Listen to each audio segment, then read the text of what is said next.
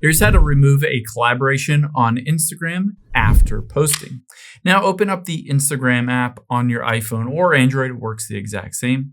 And let's get to that specific post. So tap on the profile button at the bottom right.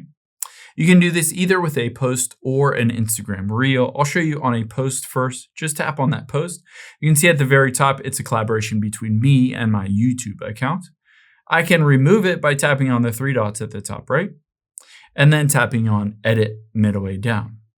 Now from here, you can see at the bottom left, it says one person is tagged. I can tap on that one person, tap on tag people.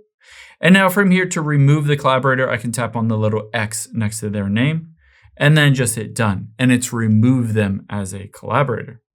Now keep in mind, if you wanted to do this for an Instagram reel, it looks a bit different. So let's swipe over to get to my reels, tap on a reel here, and now tap on those three dots at the very bottom right. Now from here, you're going to tap on manage, that midway down option. And from here, tap on edit. You'll see the ability to tag people at the very top. Just tap on that.